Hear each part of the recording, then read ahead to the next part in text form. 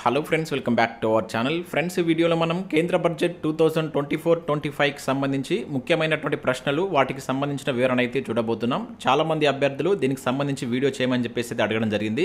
So టోటల్గా కేంద్ర బడ్జెట్కి సంబంధించి నేను టాప్ 50 క్వశ్చన్స్ ద్వారా ఈ బడ్జెట్కి సంబంధించిన అన్ని అంశాలు మీకు నేను ఎక్స్ప్లెయిన్ చేయబోతున్నాను. ఇది మనకు పార్ట్ 1 వీడియో.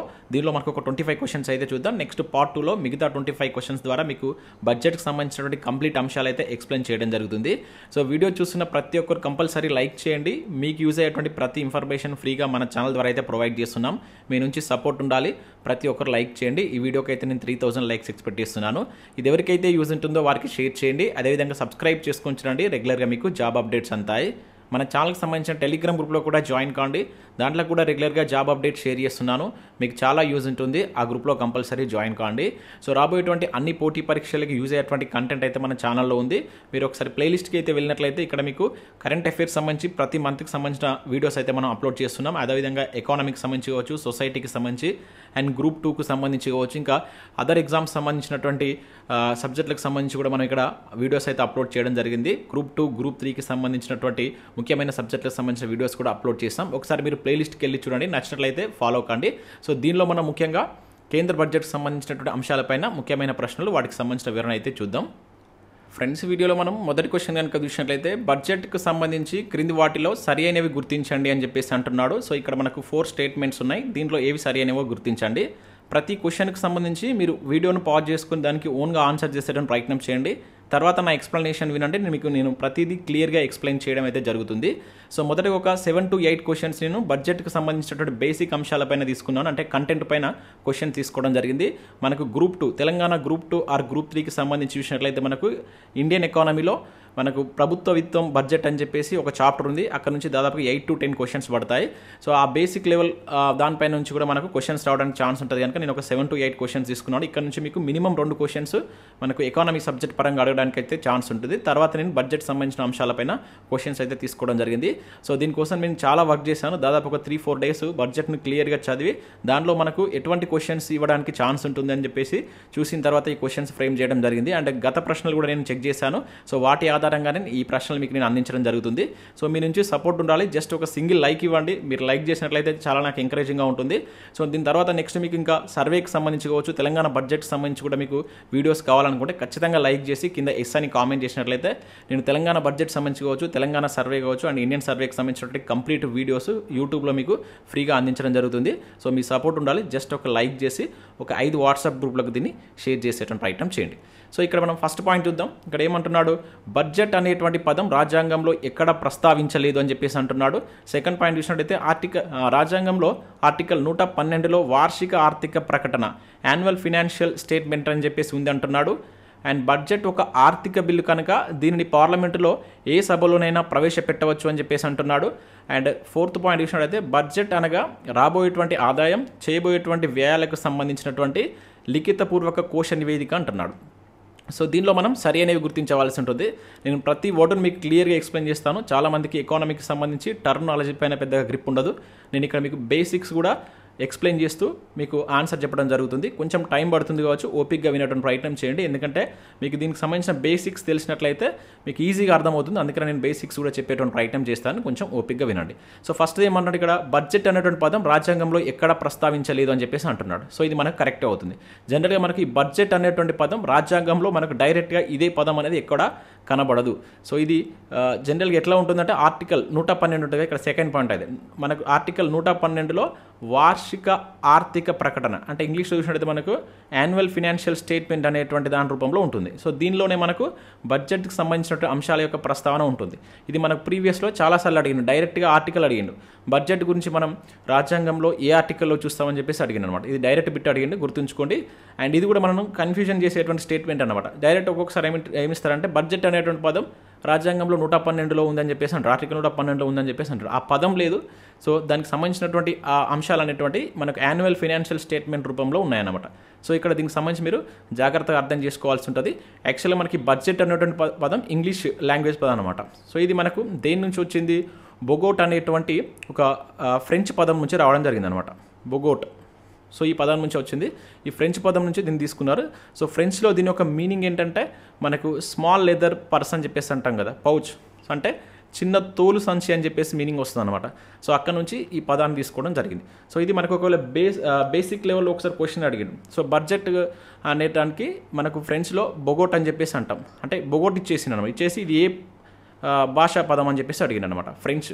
అది కూడా మనకు ప్రీవియస్లో బిట్ అడిగిన సందర్భాలని కనుక ఆ బేసిక్ కాన్సెప్ట్ కూడా మీరు గుర్తుంచుకోండి. ఇంకా థర్డ్ పాయింట్ ఏమంటున్నాడు, బడ్జెట్ ఒక ఆర్థిక బిల్లు కనుక దీన్ని పార్లమెంట్లో ఏ సభలోనైనా ప్రవేశపెట్టవచ్చు అంటున్నాడు.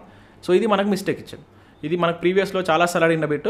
సో ఈ బడ్జెట్ ఆర్థిక బిల్లు జనరల్గా మనకు పాలిటీ పరంగా మనం చూసినప్పుడు ఆర్థిక బిల్లు ఓన్లీ లోక్సభలోనే ప్రవేశపెట్టవలసి ఉంటుంది. ఓకేనా.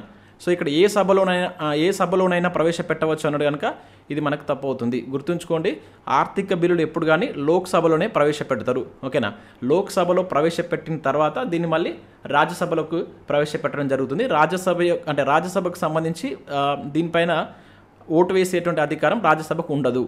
అంటే ఇక్కడ ఓటు వేసేటువంటి అధికారం అంటే ఎటువంటి మార్పులు అంటే రాజ్యసభలో బడ్జెట్లో మార్పులు సూచించవచ్చు, కానీ బడ్జెట్ను తిరస్కరించడానికి మాత్రం వీలు ఉండదు అనమాట. రాజ్యసభ దీన్ని 14 రోజుల్లోగా ఈ బిల్లును తిరిగి మళ్ళీ లోక్సభకు పంపించవలసి ఉంటుంది. ఇది మనకు ప్రీవియస్ బిట్. ఎన్ని రోజులలో మనకు ఈ బడ్జెట్కి సంబంధించిన బిల్లును తిరిగి లోక్సభకు పంపించాలి అని చెప్పేసి ప్రీవియస్లో డైరెక్ట్ బిట్ అడిగింది. 14 డేస్లో పంపించవలసి ఉంటుంది.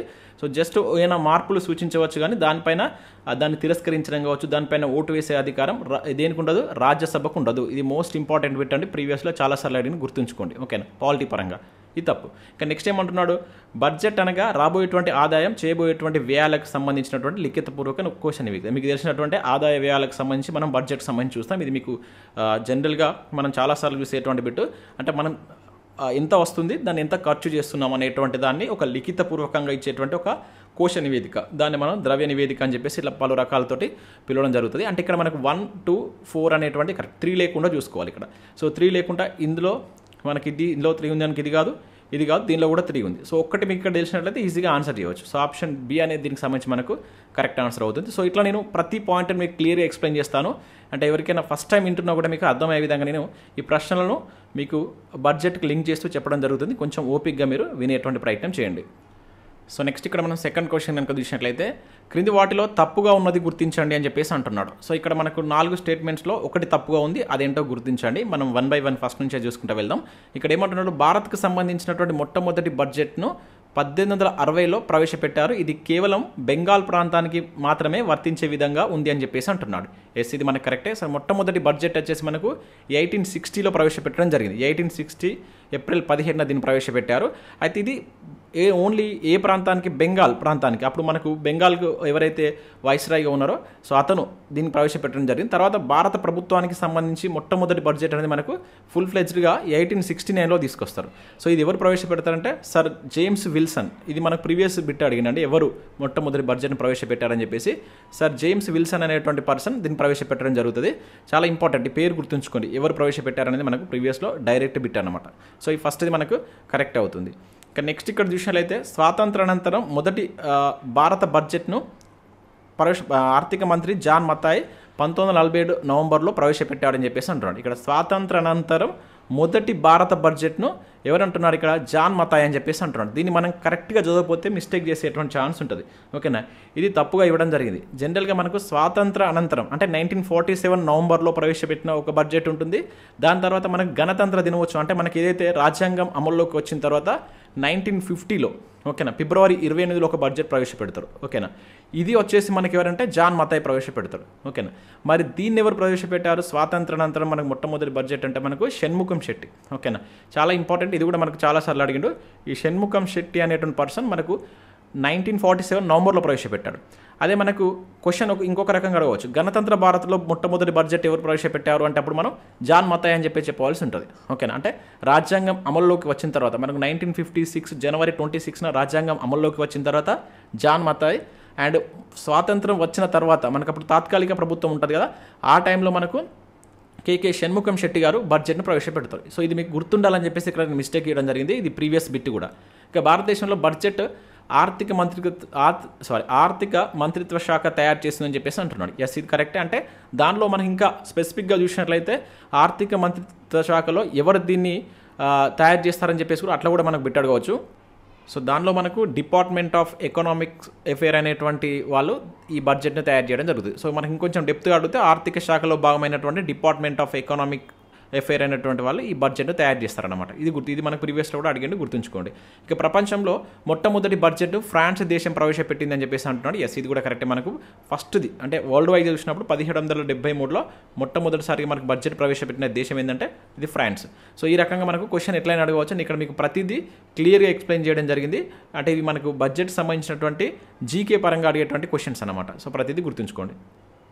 సో నెక్స్ట్ క్వశ్చన్ ఇక్కడ చూసినట్లయితే క్రింది వాటిలో సరికానిది గుర్తించండి అని చెప్పేసి అంటున్నాడు. సో దీనిలో మనకు ఒకటి తప్పుగా ఉంది, అదేంటో గుర్తించండి. సో ఇక్కడ చూసినట్లయితే మనకు 1921లో అక్వర్త్ కమిటీ సూచన ఆధారంగా 1924లో సాధారణ బడ్జెట్ నుంచి రైల్వే బడ్జెట్ను వేరు చేశారని చెప్పేసి అంటున్నాడు. ఇది మనకు ప్రీవియస్లో డైరెక్ట్ బిట్ అండి, చాలా ఇంపార్టెంట్. సో మనకు 1921లో ఏ కమిటీ ఆధారంగా అని చెప్పేసి చాలాసార్లు క్వశ్చన్ అడిగాడు. అక్వర్త్ కమిటీ సూచన ప్రకారం సో మనకు 1924లో ఈ సాధారణ బడ్జెట్ నుంచి రైల్వే బడ్జెట్ను వేరు చేశారు. అంటే రెండు డిఫరెంట్ బడ్జెట్. ఇప్పుడు ప్రజెంట్ మళ్ళీ దాన్ని మిక్స్ చేశారు, దానికి సంబంధించి చూద్దాం. అంటే ఎప్పుడు వేరు చేశారని చెప్పేసి అడగవచ్చు. సో సాధారణ బడ్జెట్ నుంచి రైల్వే బడ్జెట్ను వేరు చేసింది 1921లో ఈ కమిటీ ఆధారంగా 24లో వేరు చేశారు. ఇక నెక్స్ట్ ఏమంటున్నాడు, 2015 నుంచి బిబేక్ దేబ్రాయ్ లేకుంటే వివేక్ దేబ్రాయ్ అని చెప్పేసుకున్నట్టు బిబేక్ ఆర్ వివేక్ దేబ్రాయ్ కమిటీ యొక్క సూచనల మేరకు రైల్వే బడ్జెట్ను సాధారణ బడ్జెట్లో కలిపివేశారంటున్నాడు. ఇది చాలాసార్లు అడిగిండు. అండ్ రీసెంట్గా జరిగినటువంటి కరెంట్ ఈవెంట్ కనుక గుర్తుంచుకోవాలి. 2017లో మనకు మళ్ళీ రెండింటిని కలిపారు. అంటే సాధారణ బడ్జెట్లో భాగంగానే మనకి ఇప్పుడు రైల్వే బడ్జెట్ కూడా ప్రవేశపెడుతున్నారు 2015 నుంచి. ఏ కమిటీ సూచన మేరకు అని చెప్పేసి అంటాడు. సో బిబేక్ దేబ్రాయ్ కమిటీ సూచన అని చెప్పేసి గుర్తుంచుకోండి. ఇక నెక్స్ట్ విషయం అయితే 2019లో నిర్మలా సీతారామన్ మొట్టమొదటి పేపర్లెస్ బడ్జెట్ను ప్రవేశపెట్టింది అని చెప్పేసి అంటున్నాడు. సో ఇది మనకు తప్పు. ఇక్కడ పేపర్లెస్ బడ్జెట్ను ప్రవేశపెట్టింది నిర్మలా సీతారామనే, కాకపోతే ఇయర్ 2019 కాదు. ఇది గుర్తుంచుకోవాలి. డైరెక్ట్ అడగవచ్చు. 2021-22కు సంబంధించినటువంటి బడ్జెట్ మనకి ఎట్లా అంటే పేపర్లెస్ అంటే సాఫ్ట్ కాపీ అంటాం కదా జనరల్గా. సో ఆ పేపర్లెస్ బడ్జెట్గా మనకు ప్రవేశపెట్టారు. ఇది చాలా ఇంపార్టెంట్, గుర్తుంచుకోండి.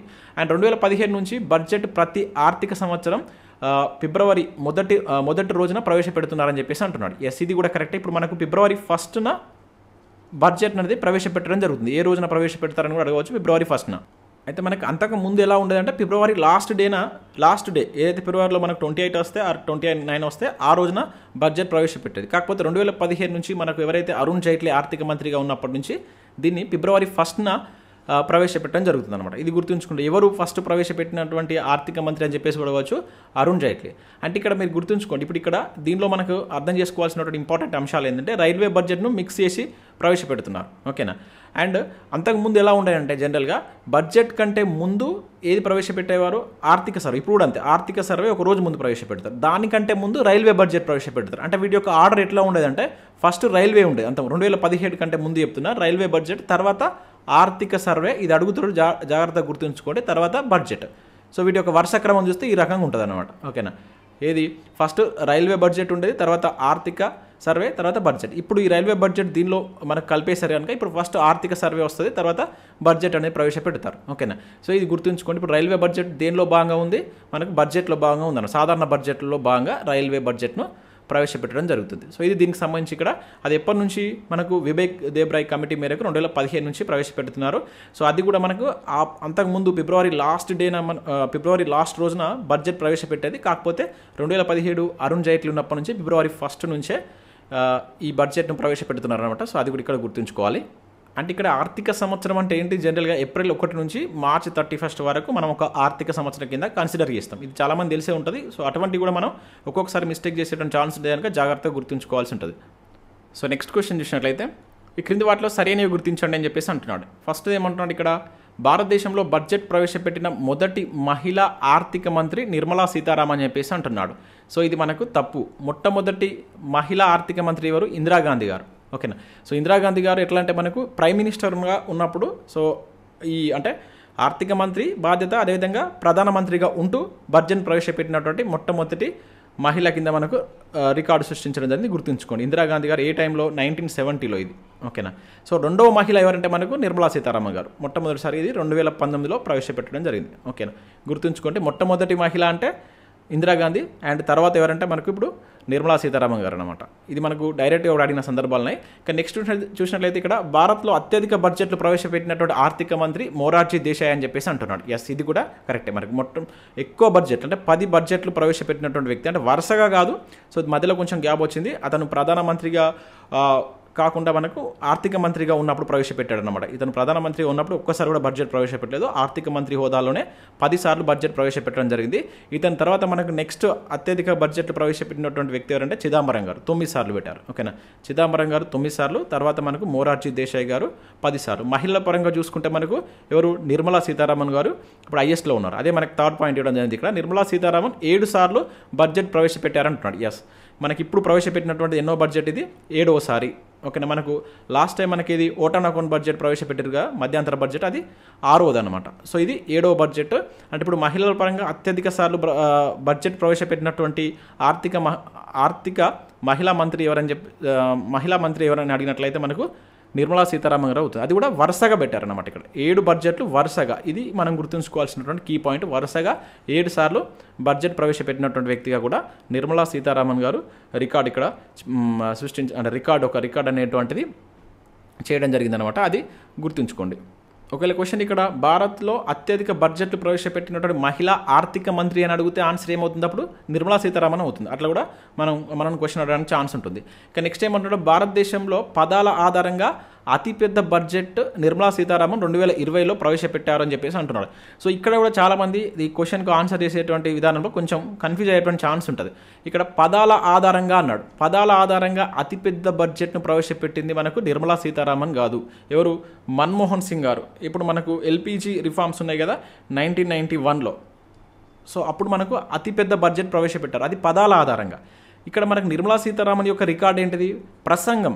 ఓకేనా, అత్యధిక టైంలో అనమాట, దాదాపు 2 hours 42 minutes టైం తీసుకొని 2020లో మనకు అత్యధిక కాలం సుదీర్ఘ ప్రసంగం చేసినటువంటి ఆర్థిక మంత్రి ఎవరంటే నిర్మలా సీతారామన్. దీనికి మీకు అర్థమైంది అనుకుంటే పెద్ద బడ్జెట్ ఎవరంటే 1991లో ఉన్నటువంటి ఏదైతే ఎల్పిజి రిఫార్మ్స్ టైంలో ఉన్నటువంటి మన్మోహన్ సింగ్ గారు అనమాట. అంటే అది పదాల పరంగా చాలా పెద్ద బడ్జెట్, కాకపోతే టైం ఎక్కువ తీసుకోలేదు. ఇక్కడ ఇది బడ్జెట్ చిన్నదే, కాకపోతే సుదీర్ఘంగా దానికి సంబంధించిన స్పీచ్ ఇచ్చినటువంటి వ్యక్తి ఎవరంటే నిర్మలా సీతారామన్. అంటే ఇది మనకు తప్పుగా ఇచ్చారు. సో ఈ రెండింటి మీకు అర్థమైంది అనుకుంటాను. పదాల ఆధారంగా అడిగితే మనం మన్మోహన్ సింగ్ 1991 అని చెప్పాలి. అండ్ స్పీచ్ యొక్క లెంత్ పరంగా చూసినప్పుడు అత్యధికంగా నిర్మలా సీతారామన్ 2020లో ప్రవేశపెట్టడం జరిగింది. సో 2 and 3 అనేది కరెక్ట్ ఆన్సర్ అవుతుంది. అంటే ఆప్షన్ డి అనేది దీనికి సంబంధించి మనకు కరెక్ట్ ఆన్సర్ అవుతుంది. సో ఇట్లా మీరు జాగ్రత్తగా ఆన్సర్ చేయాల్సి ఉంటుంది. చిన్న వాటితో కూడా ఎలిమినేట్ చేస్తాడు. సో నెక్స్ట్ క్వశ్చన్ ఇక్కడ చూసినట్లయితే చాలా ఇంపార్టెంట్ క్వశ్చన్ ఇది. సో క్రింది వాటిలో సాధారణంగా బడ్జెట్ రకాలలో లేనిది గుర్తించండి అని చెప్పేసి అంటున్నాడు. సో ఇక్కడ మనకు సంతులిత బడ్జెట్, ఆర్థిక బడ్జెట్, మిగులు బడ్జెట్, లోటు బడ్జెట్. జనరల్గా మనకు సాధారణంగా బడ్జెట్ అనేటువంటిది 3 రకాలుగా చూస్తాం. సో దీనిలో ఒకటి లేదు, అదేంటో గుర్తించమని చెప్పేసి అంటున్నాడు. ఫస్ట్ ఏమంటున్నాడు, సంతులిత బడ్జెట్ అంటున్నాడు. ఎస్, మనకు సంతులిత బడ్జెట్, దీనిలో మనం సమతుల్య బడ్జెట్, బ్యాలెన్స్డ్ బడ్జెట్ అని చెప్పేసి పిలుస్తాం అనమాట. ఇది మనకు ఉంటుంది.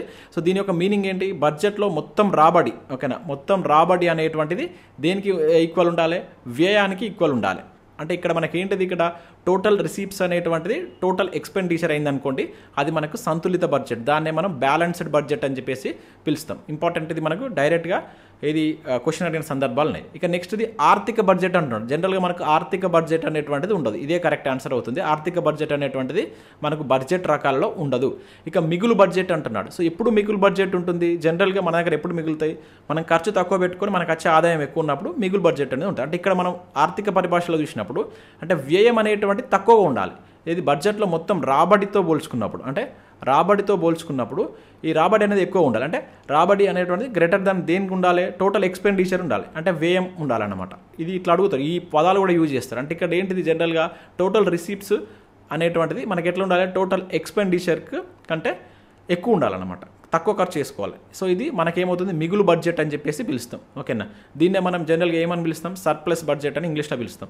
ఇక మనకు ఒక్కొక్కసారి ఈ పదాలను ఇంగ్లీష్లో కూడా ఇస్తారండి, జాగ్రత్తగా గుర్తుంచుకోండి. ఇంగ్లీష్ వర్డ్స్ని కూడా యూజ్ చేస్తారు, డైరెక్ట్గా దాన్ని తెలుగులోకి ట్రాన్స్లేట్ చేస్తారనమాట. ఎట్లా అంటే మనకు ఈ మిగులు బడ్జెట్ అని చెప్పేసి ఇంగ్లీష్లో ఉన్నదాన్ని మనకు తెలుగులోకి ట్రాన్స్లేట్ చేసినప్పుడు అది మనకి ఎట్లా పడుతుంది, సర్ప్లస్ బడ్జెట్ అని పడుతుంది. అప్పుడు మనకు ఆ వర్డ్ తెలియకుంటే ఆన్సర్ తప్పు పెట్టడం ఛాన్స్ ఉంటుంది. ఎకానమీలో మీరు చాలా వర్డ్స్ని ఇంగ్లీష్లో చదివితే బెటర్, మనకి ఒకవేళ క్వశ్చన్ అట్లా ఇచ్చినా కూడా ఆన్సర్ చేయవచ్చు. ఇది కూడా మనకు లోటు బడ్జెట్. సో లోటు బడ్జెట్ అనేది మోస్ట్ ఇంపార్టెంట్. దీని మీద మనకు ఇప్పుడు మనం చూడబోయేటువంటి ఇది కేంద్ర బడ్జెట్లో దీని మీద చాలా అంశాలు ఉంటాయి అన్నమాట. సో లోటు బడ్జెట్ మనం ఏమంటాం, దీనిగా డెఫిసిట్ బడ్జెట్ అని చెప్పేసి పిలుస్తాం. ఎక్కడ లోటు వస్తుంది, మనకు రాబడి తక్కువ ఉండి వ్యయం ఎక్కువ ఉంటాయి, అంతే కదా. అంటే టోటల్ రిసీప్ట్స్ అనేటువంటిది, సో ఇక్కడ రిసీప్ట్స్ అనేటువంటిది less than equal to the expenditure ఉన్నప్పుడు, ఓకేనా, ఇక్కడ మనకు లోటు అనేటువంటిది ఏర్పడుతుంది. సో ఇక్కడ దీనిలో మనకు ఎక్కువ సార్లు ఏ బడ్జెట్ మీద క్వశ్చన్ అడిగిందంటే ఇక్కడ లోటు బడ్జెట్ మీద క్వశ్చన్స్ ఎక్కువ అడిగాడు. ఇది ఇంపార్టెంట్. లోడ్ బడ్జెట్ అనేటువంటి ఎట్లా అంటే మనకు ఆర్థిక మాంద్యం టైంలో ఏ బడ్జెట్ బెస్ట్ అని చెప్పేసి అడిగిండు అనమాట. అంటే ఏ బడ్జెట్ అనేటువంటిది అనుసరించవచ్చు అని చెప్పేసి అడిగిండు. లోడ్ బడ్జెట్ దీన్ని ఎవరు చెప్పారు? జేఎం కిన్స్ అనేటువంటి ఆర్థికవేత్త తెలపడం జరిగింది అనమాట. ఇంపార్టెంట్, ఇది మళ్ళీ అడగడానికి కూడా ఛాన్స్ ఉంటుంది. సో మనకి ఆర్థిక మాంద్యం టైంలో ఏ బడ్జెట్ మనం అనుసరించవచ్చు అంటే ఆర్థిక మాంద్య కాలంలో లోటు బడ్జెట్ అనుసరించదగిందని చెప్పేసి చెప్పినటువంటి వ్యక్తి ఎవరంటే ఏ ఆర్థికవేత్త అంటే జేఎం కిన్స్. ఓకేనా, ఇది మనకు కంటెంట్ పరంగా చాలాసార్లు బిట్ అడిగిన సందర్భాలు ఉన్నాయి. వీటికి సంబంధించి ఇప్పుడు లోడ్ బడ్జెట్లో మనకు చూస్తాం మనం ఎట్లా ఏ బడ్జెట్ ఎట్లా ఉంటుంది, ద్రవ్య లోటు ఎంత ఉంటుంది, అండ్ ప్రాథమిక లోటు అంటే ఏంటిది, రెవెన్యూ లోటు అంటే అనేది కూడా మనకి ఇప్పుడు బడ్జెట్ పరంగా మీకు నేను క్లియర్గా ఎక్స్ప్లెయిన్ చేస్తాను. అక్కడ వాటికి సంబంధించి కొంచెం డెప్త్గా చూసేటువంటి ప్రయత్నం చేద్దాం. ఇక నెక్స్ట్ క్వశ్చన్ ఇక్కడ చూసినట్లయితే క్రింది వాటిలో సరైనవి గుర్తించండి అని చెప్పేసి అంటున్నాడు. సో ఇక్కడ ఏమంటున్నాడు, ప్రభుత్వం యొక్క ప్రస్తుత సాధారణ పరిపాలన ద్వారా ప్రభుత్వానికి ప్రస్తుతం వచ్చేటువంటి రాబడిని మూలధన రాబడి అని చెప్పేసి అంటున్నాడు. అండ్ ప్రభుత్వానికి రుణాల పునర్వసూళ్ల ద్వారా లేదంటే పెట్టుబడుల ఉపసంహరణ ద్వారా ఆస్తుల అమ్మకం ద్వారా వచ్చేటువంటి రాబడిని ఇక్కడ ఏమంటున్నాడు, రెవెన్యూ రాబడి అంటున్నాడు. ఇక్కడ క్వశ్చన్ ఏంటంటే మూలధన రాబడి, రెవెన్యూ రాబడి యొక్క నిర్వచనం పైన క్వశ్చన్ ఇచ్చాడు. సో దీనిలో మనం ఏది సరి అనేది గుర్తించాలి. ఇది ప్రీవియస్లో చాలాసార్లు అడిగినది. మూలధన రాబడి, మూలధన వ్యయం కావచ్చు, రెవెన్యూ రాబడి, రెవెన్యూ వ్యయం. మొత్తం మన బడ్జెట్ అనేది 2 అంశాలపైన డిపెండ్ అయి ఉంటుంది కనుక సో జాగ్రత్తగా వాటి యొక్క డెఫినేషన్స్ మనకు తెలియాలి. సో ఇక్కడ మీరు జాగ్రత్తగా అబ్జర్వ్ చేసినట్లయితే జనరల్గా మనం బడ్జెట్లో చూస్తాం మొత్తం రాబడులు మొత్తం వ్యయం అని చెప్పేసి చూస్తాం. దానిలో రాబడిలో చూస్తే మనకు రెవెన్యూ రాబడి ఉంటుంది, అదేవిధంగా మూలధన రాబడి అని చెప్పేసి ఉంటుంది. అంటే దాన్ని ఏమంటాం, మూలధనాన్ని క్యాపిటల్ రిసిప్ట్స్ అంటాం అండ్ రెవెన్యూ రిసిప్ట్స్ అని చెప్పేసి చూస్తాం. వాటి యొక్క డెఫినేషన్స్ మనకు తెలియాలి. అదేవిధంగా మనకు అక్కడ క్యాపిటల్కి సంబంధించి క్యాపిటల్ ఎక్స్పెండిచర్ ఉంటుంది అండ్ అదేవిధంగా రెవెన్యూ ఎక్స్పెండిచర్ అనేది ఉంటుంది. వాటి యొక్క డెఫినేషన్స్ ఇక్కడ మనకి ఇచ్చిండు. సో ప్రభుత్వం యొక్క ప్రస్తుత సాధారణ పరిపాలన ద్వారా ప్రభుత్వానికి ప్రస్తుతం వచ్చేటువంటి రాబడిని మనం మూలధన రాబడి అని చెప్పేసి అనం. ఓకేనా, ఏమంటాం జనరల్గా రెవెన్యూ రాబడి అని చెప్పేసి పిలుస్తాం. ఇక్కడ ఇవి 2 తప్పుగా ఇవ్వడం జరిగింది. ఒకదాని డెఫినేషన్ ఒకదానికి ఇచ్చాను. ఇక్కడ ప్రస్తుతం అనేటువంటి వర్డ్ కనుక మీకు కనబడ్డది అనుకోండి, అది రెవెన్యూ కిందికి వస్తుంది. గుర్తుంచుకోండి, ప్రస్తుతం అంటే ప్రభుత్వం యొక్క ప్రస్తుత సాధారణ పరిపాలన ద్వారా ప్రభుత్వానికి వచ్చేటువంటి రాబడిని రెవెన్యూ రాబడి, దీన్నే రెవెన్యూ రిసిప్ట్స్ అని చెప్పేసి పిలుస్తాం. దీన్నే ప్రస్తుత రాబడి అని చెప్పేసి కూడా పిలుస్తాం అనమాట. ఇక్కడ మనకు మూలధన రాబడి అని ఇచ్చింది కనుక ఇది తప్పు అవుతుంది. గుర్తుంచుకోండి, అంటే ఇక్కడ సెకండ్ ఏమంటారు, ప్రభుత్వానికి రుణాల యొక్క పునర్వసూల ద్వారా వచ్చేటువంటి దాన్ని మనం ఏమని పిలుస్తాం, జనరల్గా మూలధన రాబడి అని చెప్పేసి పిలుస్తాం. ఇది రెవెన్యూ కాదు, ఇది క్యాపిటల్, ఇది మూలధనం అంటే జనరల్ ఏమంటాం మనం క్యాపిటల్ రిసిప్ట్స్ అని చెప్పేసి పిలుస్తాం అనమాట. సో ఈ 2 తప్పుగా ఇవ్వడం జరిగింది. అంటే ఇక్కడ ఆన్సర్ ఏమవుతుంది, ఆప్షన్ సి అనేటువంటి ఇక్కడ సరి అని అడిగింది కదా. సో ఆప్షన్ డి అనేది దీనికి సంబంధించి మనకు కరెక్ట్ ఆన్సర్ అవుతుంది. దీని మీద నేను ఇంకొక 2 క్వశ్చన్స్ ఇచ్చాను. తర్వాత యాక్చువల్లీ మనకు ఏవి దేని కిందికి వస్తాయనేది కూడా నేను ఒక క్వశ్చన్ ఇచ్చాను. అక్కడ మీకు క్లియర్గా ఎక్స్ప్లెయిన్ చేసేటువంటి ప్రయత్నం చేస్తాను. ఇక్కడ గుర్తుంచుకోండి, మీకు ప్రస్తుత రాబడి జనరల్గా ఒక ప్రభుత్వానికి సంబంధించి రెవెన్యూ రాబడి ఎక్కువ ఉంటే అది బెటర్ అనమాట. రెవెన్యూ ద్వారా వచ్చేటువంటి రాబడి ఎక్కువ ఉంటే అది బెటర్. ఓకే, రెవెన్యూ ఖర్చులు అనేది తక్కువ ఉండాలి, రెవెన్యూ వ్యయం అనేటువంటి తక్కువ ఉండాలి, రెవెన్యూ రాబడి ఎక్కువ ఉంటే అది ఆర్థిక వ్యవస్థకు మంచిగా మనం చెప్పుకుంటాం అనమాట. అదేవిధంగా మూలధనంపై పెట్టుబడులు అనేటువంటి ఎక్కువ ఉండాలి, ఎందుకంటే మూలధనం పైన చేసేటువంటి పెట్టుబడి మనకు ఫ్యూచర్లో మళ్ళీ రిటర్న్స్ వస్తాయి. అదే మనం ఈ రెవెన్యూపై చేసేటువంటి దానిపైన మనకు మళ్ళీ రిటర్న్స్ అనేటువంటి రావు కనుక అక్కడి నుంచి అంటే ఇప్పుడు మనకు రెవెన్యూ రాబడి దేని ద్వారా వస్తుంది అండ్ మూలధన రాబడి అనేటువంటి దేని ద్వారా వస్తుంది నేను నెక్స్ట్ క్వశ్చన్లో ఇచ్చాను. సో అక్కడ కొంచెం మీకు క్లియర్గా ఎక్స్ప్లెయిన్ చేసేటువంటి ప్రయత్నం చేస్తాను. సో నెక్స్ట్ ఇక్కడ చూసినట్లయితే ఇక్కడ మనం ఆ రెండింటికి సంబంధించి కొంచెం క్లియర్గా చూసేటువంటి ప్రయత్నం చేద్దాం. సో క్రింది వాటిలో రెవెన్యూ వ్యయం గుర్తించండి అంటున్నారు. సో దేనిని మనం రెవెన్యూ వ్యయం కింద పిలుస్తామని చెప్పేసి అంటున్నాడు.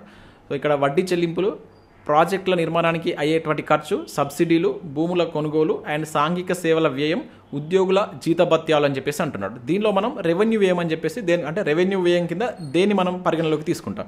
జనరల్గా రెవెన్యూ వ్యయం అనేటువంటిది ముఖ్యంగా ఎలాంటి ఆస్తులను సృష్టించదన్నమాట. ఓకేనా, సో అంటే అదే ఎగ్జాంపుల్ ఏంటంటే వడ్డీ చెల్లింపులు, మనం వడ్డీ చెల్లిస్తే మళ్ళీ మనకి ఏమైనా రిటర్న్స్ ఉంటాయా, ఏముండదు. సో ఇది అవుతుంది. అదేవిధంగా సబ్సిడీలు అనేటువంటిది కూడా మనకు జనరల్గా ఏమవుతుందంటే రెవెన్యూ వ్యయం కిందకే వస్తుంది. ఓకేనా, అండ్ ఉద్యోగుల యొక్క జీతభత్యాలు మళ్ళీ మనకు వస్తుంది, ఒకసారి ఇచ్చిందంటే అది అంతే కదా.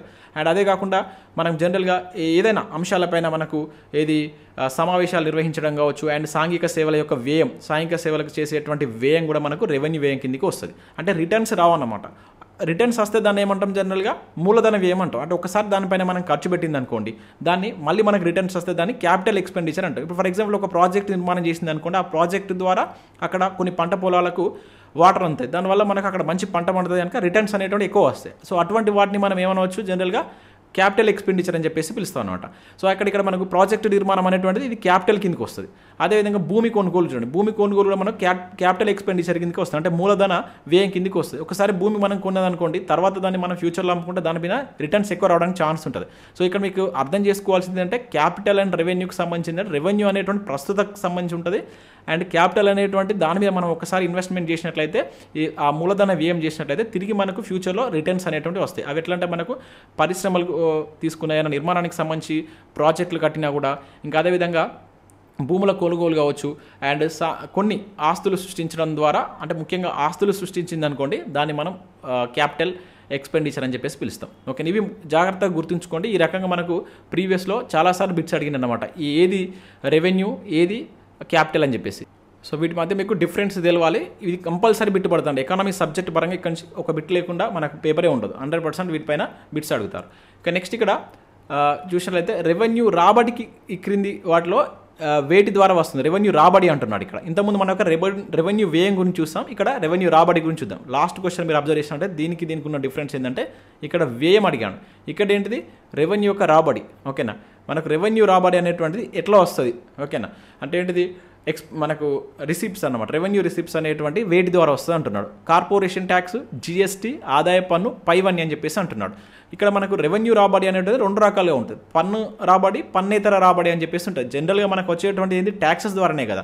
ఓకేనా, దానిలో మళ్ళీ ప్రత్యక్ష పన్నులు ఉంటాయి, పరోక్ష పన్నులు అని చెప్పేసి ఉంటాయి. ఇప్పుడు జిఎస్టీ అనేటువంటి పరోక్ష పన్ను, ఇది పన్నే కనుక దీని ద్వారా మనకు రాబడి వస్తుంది.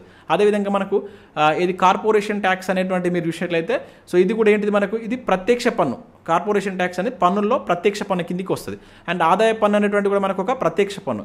ఓకేనా, చాలా చాలా ఇంపార్టెంట్. ఏ పన్ను ఏ రకమైన చెప్పేసి కూడా అడుగుతారు. అంటే జనరల్గా మనకు ట్యాక్సెస్ అనేటువంటిది ఒక రెవెన్యూ రాబడి, మనం కట్టేటువంటి ట్యాక్సెసే మళ్ళీ తర్వాత ప్రభుత్వం దాన్ని తీసుకొని మనకు వివిధ అంశాలపైన ఖర్చు చేయడం జరుగుతుంది. అట్లా మనం చూసినట్లయితే పన్ను రాబడి కావచ్చు అండ్ పన్నేతర రాబడి అని చెప్పేసి మనం చూస్తాం. ఈ పన్ను ద్వారా వచ్చేటువంటిది మళ్ళీ రెండు రకాలుగా ఉంటుంది, ప్రత్యక్ష పన్నులు, పరోక్ష పన్నులు. సో ప్రత్యక్ష పన్నులో మనకి ఏమొస్తుంది, ఈ కార్పొరేషన్ ట్యాక్స్ అనేటువంటిది ప్రత్యక్ష పన్ను కిందికి వస్తుంది. దాని తర్వాత ఆదాయ పన్ను, చాలా చాలా ఇంపార్టెంట్, ఇది ప్రీవియస్ అలా అడిగింది. ఈ రెండు వచ్చేసి మనకు ప్రత్యక్ష పన్ను. జిఎస్టీ అనేటువంటిది పరోక్షం, మీ అందరికీ తెలిసినట్టు ఇది ఒక పరోక్ష పన్ను కింద చూస్తాం. అదేవిధంగా ఎక్సైజ్ సుంకాలు ఉంటుంది కదా, కేంద్ర ఎక్సైజ్ మన ఉత్పత్తి పైన వేసేటువంటి సుంకం ఉంటుంది కదా, అది కావచ్చు. కస్టమ్స్ సుంకాలు ఉంటుంది కదా, సో ఇవన్నీ మనకు పరోక్ష పన్నుల కిందకి వస్తాయి. ప్రత్యక్ష అంటే ఏంటిది, సో పన్ను తుది భారం అండ్ తొలి భారం ఒకటే వ్యక్తి కనుక అనుభవించినట్లయితే దాన్ని మనం ఇది ప్రత్యక్ష అంటాం. పరోక్ష అంటే ఏంటిది, సో తుది భారం ఒకరి పైన పడుతుంది, తొలి భారం ఒకరి పైన పడుతుంది అనమాట. దాన్ని మనం ఇది పరోక్ష అని చెప్పేసి. ఇప్పుడు ఆదాయ పన్ను ఉంది, ఆదాయ పన్ను నువ్వే కడతావు కనుక అది నీమినే ఫస్ట్ది అండ్ ఎండింగ్ది నీమినే భారం పడుతుంది కనుక దాన్ని మనం ప్రత్యక్ష పన్ను కింద పిలుస్తాం. మీరు సేమ్ మనకు ఇది ఇండియన్ ఎకానమీలో మనం ఇది ప్రభుత్వ విత్తం బడ్జెట్లో భాగంగా మనం అక్కడ ట్యాక్సెస్ సంబంధించి కూడా చూస్తాం. ఇక్కడ డి అనేది దీనికి సంబంధించి మనకు కరెక్ట్ ఆన్సర్ అవుతుంది. సో ఇవన్నీ నేను ఇప్పటివరకు చెప్పినటువంటి 8 క్వశ్చన్స్ అన్నీ ఈ బడ్జెట్కి సంబంధించి అండ్ మనకు బేసిక్ కాన్సెప్ట్ అన్నమాట. అంటే ఈ చాప్టర్లో భాగంగా మనకి ఇవి అర్థమైతేనే మనకు బడ్జెట్ క్లియర్గా అర్థమయ్యేటువంటి ఛాన్స్ ఉంటుంది. ఇప్పుడు నేను చెప్పినటువంటి 8 క్వశ్చన్స్లోకి వెళ్ళి మీకు ప్రీవియస్లో చాలాసార్లు క్వశ్చన్స్ వచ్చాయి, రాబోయేటువంటి ఎగ్జామ్స్లో కూడా మినిమం 2-3 క్వశ్చన్స్ ఎకానమీ సబ్జెక్ట్ పరంగా అడగడానికి ఛాన్స్ ఉంటుంది. ఫ్రెండ్స్, మన ఛానల్ ద్వారా ఇండిపెండెన్స్ డే సందర్భంగా కొన్ని స్పెషల్ ఆఫర్స్ అయితే తీసుకురావడం జరిగింది. సో దీనిలో భాగంగా మన యాప్లో ఉన్నటువంటి కోర్సెస్ అనేటువంటివి చాలా కోర్సెస్ 199 రూపీస్కి అందిస్తున్నాం. గ్రూప్ 2, గ్రూప్ 3కి సంబంధించినటువంటి full video course, rapid revision course అనేది 199 రూపీస్కి అందిస్తున్నాం. దీనిలో మీకు గ్రూప్ 2కి సంబంధించిన 4 పేపర్స్, గ్రూప్ 3కి సంబంధించిన 3 పేపర్స్ సంబంధించినటువంటి ఫుల్ వీడియోస్ ఉంటాయి. అండ్ అదేవిధంగా దీనికి సంబంధించి మీకు టెస్ట్ సిరీస్ కూడా ఉంది. అది యాక్చువల్గా 299, 399 టెస్ట్ సిరీస్ ఇప్పుడు మనం ఈ ఆఫర్లో భాగంగా 199కి అందిస్తున్నాం. అండ్ ఎస్ఐ అండ్ కానిస్టేబుల్ సంబంధించి ప్రిలిమ్స్ మెయిన్స్ సంబంధించిన కోర్సెస్ కూడా 199 రూపీస్కి అందించడం జరుగుతుంది. Forest deputy officer paper 1, paper 2 full course కూడా 199కి అందిస్తున్నాం. అండ్ టెట్, డిఎస్సి, ఎస్జిటికి సంబంధించిన ఫుల్ వీడియో కోర్స్ కూడా 199కి అందిస్తున్నాం. సో ఈ ఆఫర్ అనేది ఫస్ట్ 500 మెంబర్స్కి ఉంటుంది కనుక మీరు ఇమీడియట్గా ఎవరికైనా కావాలనుకుంటే తీసుకునేటువంటి ప్రయత్నం చేయండి. సో నెక్స్ట్ క్వశ్చన్ కనుక చూసినట్లయితే 2024-25 ఆర్థిక సంవత్సరానికి మొత్తం కేంద్ర బడ్జెట్ ఎంత అని చెప్పేసి అంటున్నాడు. సో ఇక మీద నుంచి మనం బడ్జెట్కి సంబంధించిన క్వశ్చన్స్ అయితే చూద్దాం. సో 24-25 ఇక్కడ గుర్తుంచుకోండి, మనం 24-25 అంటే ఇప్పుడున్నటువంటి బడ్జెట్ ఇయర్ని మనం ఎట్లా పిలుస్తామంటే 24-25 అండ్ 23-24 అని చెప్పేసి దేన్ని పిలుస్తాం, ఆర్థిక సర్వే అని పిలుస్తాం. గుర్తుంచుకోండి, ఇది రాబోయేటువంటిది కనుక అంటే అంచనా వేస్తున్నాం. బడ్జెట్ అనేటువంటిది ఒక ఎస్టిమేషన్, అందుకనే 2024-25 ఇక్కడ కూడా మనకు బేసిక్ లెవెల్లో క్వశ్చన్ పడుతుంది కనుక గుర్తుంచుకోండి.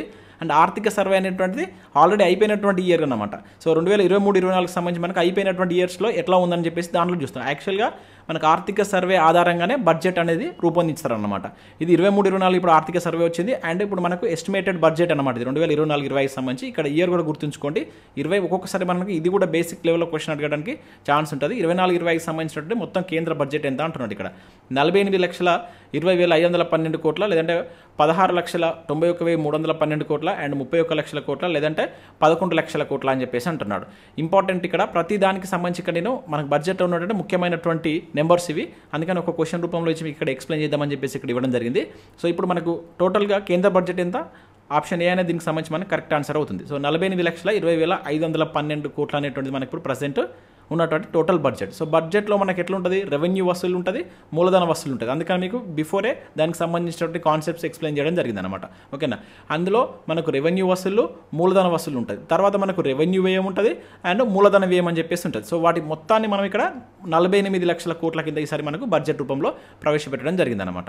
ఓకేనా, అండ్ దానిలో మనకి ఇక్కడ ఈ 16 లక్షల కోట్లు అనేది ఉంది కదా, ఇది గుర్తుంచుకోండి. ఇక్కడ ప్రతి దానికి సంబంధించి ఇక్కడ మనకి ఇంపార్టెంట్ ఈ 16 లక్షల కోట్లు అనేటువంటిది మనకి ఏంటంటే మూలధన వసూలు అన్నమాట. ఓకేనా, ఇంపార్టెంట్ మూలధన వసూళ్ళు అంటే మూలధనం ద్వారా వచ్చేటువంటి ఆదాయం అన్నమాట. ఇది 16,91,312 కోట్లు.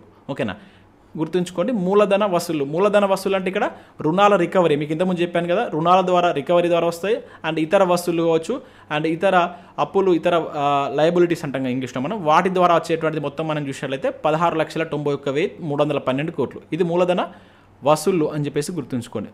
ఓకేనా, మూలధనం ద్వారా వచ్చేటువంటి అంటే మూలధన ఆదాయం అనవచ్చు. ఇక నెక్స్ట్ 31 లక్షల కోట్లు అంటున్నాడు. సో 31 లక్షల కోట్లకు సంబంధించి చూసినట్లయితే సో ఇదేంటి మనకు రెవెన్యూ వసూళ్ళు. ఇది గుర్తుంచుకోండి, ఇది రెవెన్యూ వసూళ్ళు.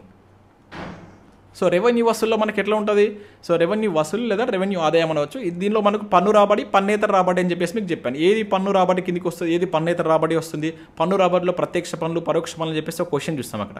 ఇది 31 లక్షల కోట్ల వచ్చేసి మనకు రెవెన్యూ రాబడి. జనరల్గా ఇది ఎంత ఎక్కువ ఉంటే అంత బెటర్ అనమాట మనకు ఆర్థిక వ్యవస్థకు. రెవెన్యూ రాబడి అనేది ఎక్కువ ఉంటే చాలా బెటర్, అది గుర్తుంచుకోండి. అండ్ నెక్స్ట్ ఇది మోస్ట్ ఇంపార్టెంట్, ఒక బడ్జెట్ యొక్క బెస్ట్ పార్ట్ ఏదైనా ఉందంటే అది మనకు మూలధనం మీద చేసేటువంటి వ్యయం. ఎందుకు దీనిపైన చేసేటువంటి వ్యయం మళ్ళీ మనకు రిటర్న్స్లో వస్తుంది కనుక ఇది చాలా చాలా ఇంపార్టెంట్. క్వశ్చన్ ఇక్కడి నుంచి వెళ్ళబడుతుంది. ఈ మూడిట్లలో అన్నిటికంటే ఇంపార్టెంట్ ఏదైనా ఉందంటే అది మూలధన వ్యయం. సో మూలధన వ్యయం మీద ఈసారి మనకు 11 లక్షల కోట్లు అనేది ఖర్చు చేయబోతుంది అనమాట. సో ఇది గుర్తుంచుకోండి. ఇది ఓకేనా, ఈ ఫిగర్ కూడా గుర్తుంచుకోవాలి, కంపల్సరీ బిట్ అవ్వడానికి ఛాన్స్ ఉంటుంది. దీనిపైన మీకు నేను ఒక సపరేట్ క్వశ్చన్ ఇచ్చాను, అక్కడ కూడా మీకు కొంచెం క్లియర్గా ఎక్స్ప్లెయిన్ చేస్తాను. ఇది మొత్తం మనకు బడ్జెట్ యొక్క స్వరూపం కింద చూడవచ్చు. ఓకేనా, సో ఇది మనకు వచ్చేసి ఏంటి టోటల్ బడ్జెట్. ఈ 16 లక్షల కోట్లు వచ్చేసి కనుక చూస్తే మూలధన వసూలు, అండ్ 31 లక్షల కోట్లు కనుక చూస్తే రెవెన్యూ రాబడి, అండ్ ఇది వచ్చేసి మనకు మూలధన వ్యయం. అంటే ఇక్కడ మూలధన వసూలు, మూలధన వ్యయం, రెవెన్యూ రాబడి, రెవెన్యూ వ్యయం కింద మొత్తం టోటల్ ఇక్కడ తీసుకోవడం జరిగింది. ఇవి ఒక్కొక్కసారి ఎట్లా ఇస్తారు, ఇవి ఇచ్చేసి వీటి వైపున ఇవి చేసి మ్యాచ్ చేయమంటారు డైరెక్ట్గా. సో జాగ్రత్తగా గుర్తుంచుకోండి, నేను ఒకటే క్వశ్చన్ రూపంలో మీకు ఎక్స్ప్లెయిన్ చేద్దామని చెప్పేసి ఇక్కడ ఇవ్వడం జరిగింది. సో రెవెన్యూ వసూలు ఎంత, మూలధన వసూలు ఎంత, రెవెన్యూ రాబడి వ్యయం ఎంత, అండ్ మూలధన వ్యయం ఎంత అనేది మనకు 100% ఒక బడ్జెట్ పరంగా మనకు వాటిని గుర్తుంచుకోవాల్సి అయితే ఉంటుంది. ఒకసారి మీకు దాన్ని ఇక్కడ చూపించేటువంటి ప్రయత్నం చేస్తాను. ఇది మనకు కేంద్ర బడ్జెట్ యొక్క స్వరూపం. కోట్లలో కనుక చూసినట్లయితే రెవెన్యూ వసూలు. సో రెవెన్యూ వసూళ్ళకి సంబంధించి మనం చూసాం కదా 31 లక్షల కోట్లు. దీనిలో మనకు పన్ను ద్వారా వచ్చేటువంటిది, పన్నేతర ద్వారా వచ్చేటువంటిది అనమాట. ఇది మొత్తం కలిస్తే మనకి ఇది. ఇక మూలధన వసూళ్ళకి సంబంధించి కనుక చూసినట్లయితే ముందు చూసాం 16 లక్షల కోట్లకు సంబంధించి. సో దీనిలో మనకు రుణాల ద్వారా ఎంత వస్తుంది అండ్ ఇతర వసూల ద్వారా ఎంత వస్తుంది అని చెప్పేసి మనకి ఇక్కడ ఇవ్వడం జరిగింది. ఇంకా అప్పుల ద్వారా వచ్చేటువంటిది. ఓకేనా, మొత్తం వసూళ్ళు కనుక చూసుకుంటే ఇదనమాట. సో మనకి ఎప్పుడు కానీ ఈ రెండు ఈక్వల్ అయిపోతాయి, బ్యాలెన్స్ అయిపోతాయి. అంటే ఎంత వస్తుంది, ఎంత ఖర్చు పెట్టి, మనకి ఎంత వస్తుంది అంతే ఖర్చు పెడతాం కదా. ఓకేనా, సో అయితే ఇక్కడ మనకు వచ్చేటువంటి ఆదాయం ఉంది చూసారా, ఈ వసూలు ఏదైతే రెవెన్యూ వసూల కింద అప్పులను కూడా తీసుకుంటాం అనమాట. ఆ అప్పులనే మనం ద్రవ్యలోటు కింద పిలుస్తాం. అంటే దీన్ని బ్యాలెన్స్ చేయడం కోసం అప్పు తీసుకొస్తుంది గవర్నమెంట్. ఏది యాక్చువల్గా మనకు ఇప్పుడు వ్యయం ఎక్కువ ఉంటుంది అనమాట, రాబడి తక్కువ ఉంటుంది. సో దాన్ని కవర్ చేయడం కోసం తీసుకొచ్చేది మనకు ఏది అప్పులు అన్నమాట. వాటినే మనం ద్రవ్య లోటు అని చెప్పేసి, ప్రాథమిక లోటు అని చెప్పేసి, రెవెన్యూ లోటు అని చెప్పేసి చూస్తాం. దానికి సంబంధించి నేను నెక్స్ట్ క్వశ్చన్స్ ఇచ్చాను అనమాట.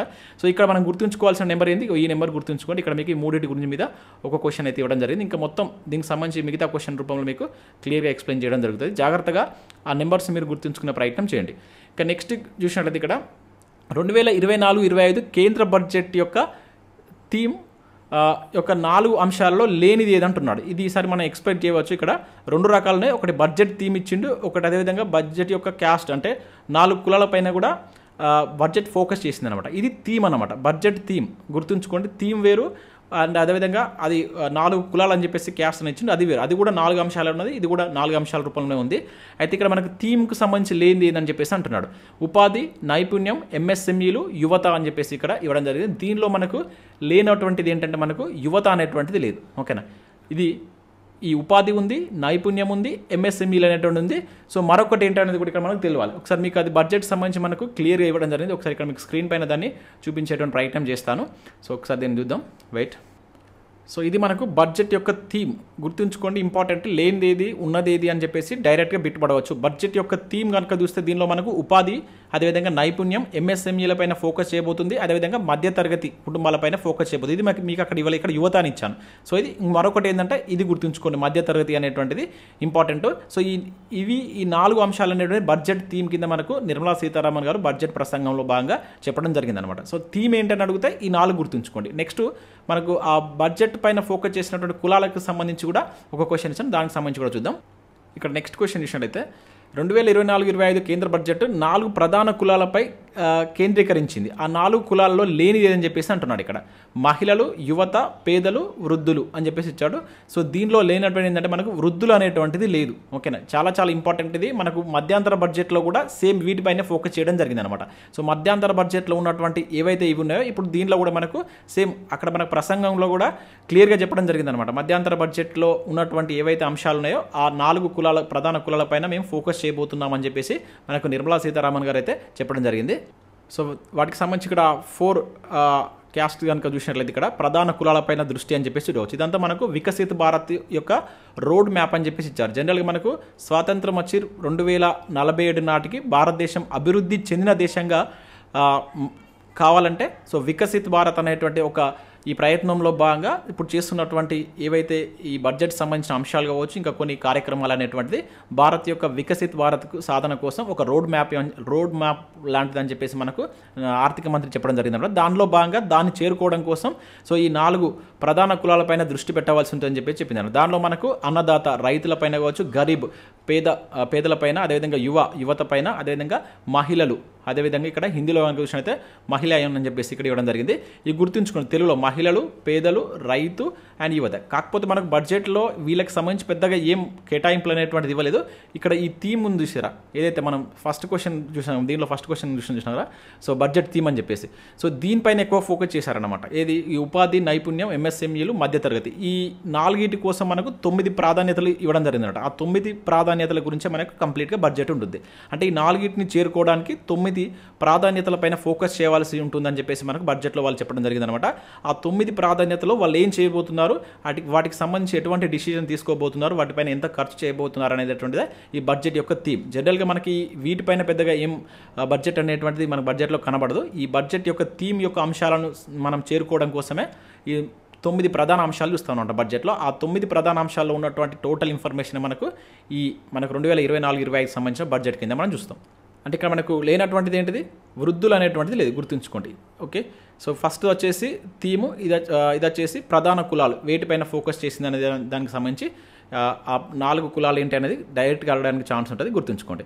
ఇక నెక్స్ట్ ఏమంటున్నాడు, వికసిత్ భారత్కు సంబంధించి 2024-25 బడ్జెట్లో అందరికీ అవకాశాలు కల్పించడం కోసం ప్రకటించినటువంటి 9 ప్రాధాన్యతలో ఉన్నటువంటి క్రింది వాటిని గుర్తించండి అంటున్నాడు. మీకు ఇంతకుముందు చెప్పాను, ఏవైతే మనకు ఈ 4 థీమ్స్ ఉన్నాయి కదా, ఆ 4 థీమ్స్ను సాధించడం కోసం 9టికి ప్రాధాన్యత ఇస్తూ మనకు బడ్జెట్లో చెప్పడం జరిగిందనమాట. ఆ 9 అంశాల గురించి మనకు కంప్లీట్గా బడ్జెట్ ఉంటుంది. ఆ 9 అంశాలకు సంబంధించి మనం నేర్చుకున్నట్లయితే బడ్జెట్ సంబంధించినట్టు ఎటువంటి క్వశ్చన్ ఇచ్చినా కూడా మనం చేసేటువంటి ఛాన్స్ ఉంటుంది.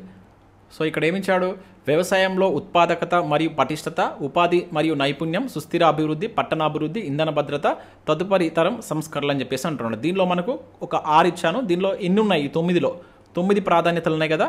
ఏది మనకు వికసిత్ భారత్కు సంబంధించి ఆ చేరుకోవడానికి అంటే అభివృద్ధి చెందిన దేశంగా మారడానికి ఒక 4 థీమ్స్ పైన మనకు బడ్జెట్ ఫోకస్ చేస్తుంది. సో దానిలో ఆ 4 థీమ్స్ని చేరుకోవడానికి 9 ప్రాధాన్యతలు ఇచ్చారనమాట.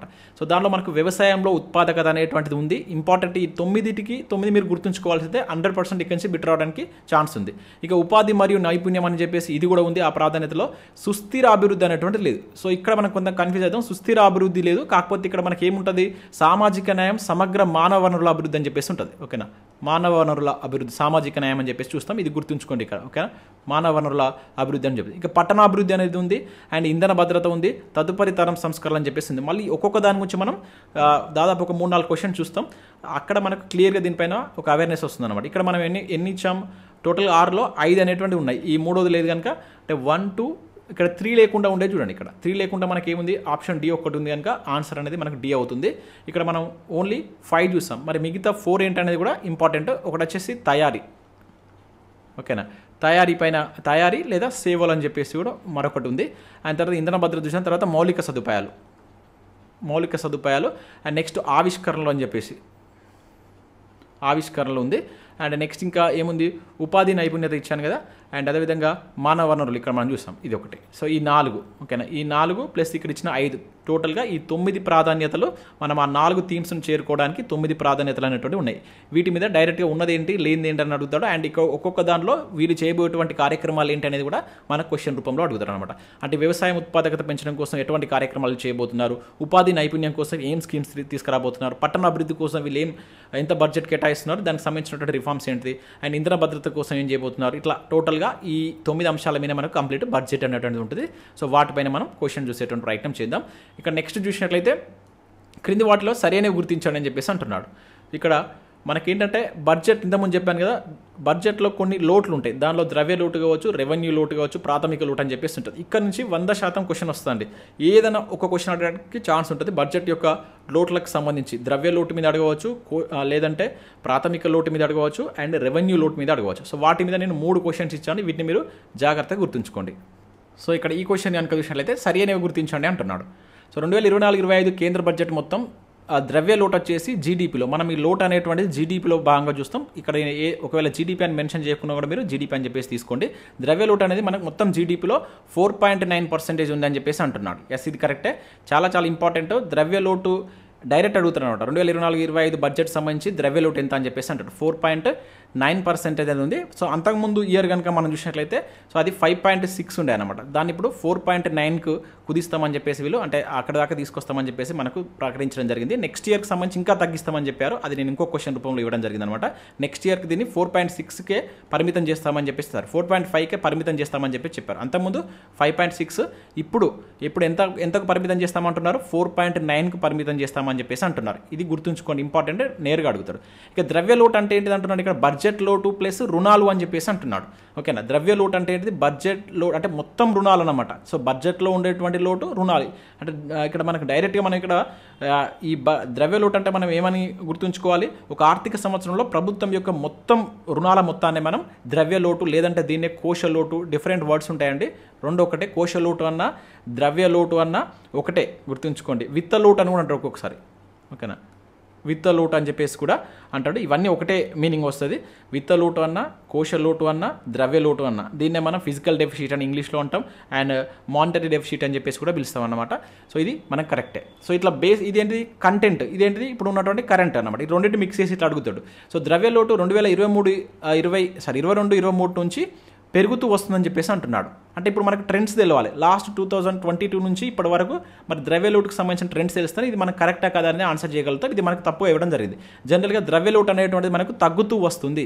ఓకేనా, ద్రవ్య లోటు అనేటువంటిది 2022-23 నుంచి తగ్గుతూ వస్తుంది. ఇక్కడ మీకు చెప్పడం జరిగింది. లాస్ట్ టైం 5.6 ఉంది, అండ్ ఇప్పుడు ఎంత 4.9కే దీన్ని కట్టడి అంటే తగ్గిస్తామని చెప్పేసి అయితే చెప్తున్నారు. నెక్స్ట్ మళ్ళీ 4.5 అని చెప్పేసి అంటున్నారు. అంటే ఇక్కడ 1.2 అనేది 192 అనేది కరెక్ట్ ఆన్సర్ అవుతుంది. ఒకసారి మీకు దానికి సంబంధించిన ట్రెండ్స్ కూడా మీకు ఒకసారి చూపిస్తాను. సో దీనికి సంబంధించి ఇక్కడ ద్రవ్య లోటుకు సంబంధించి ఒకసారి చూద్దాం.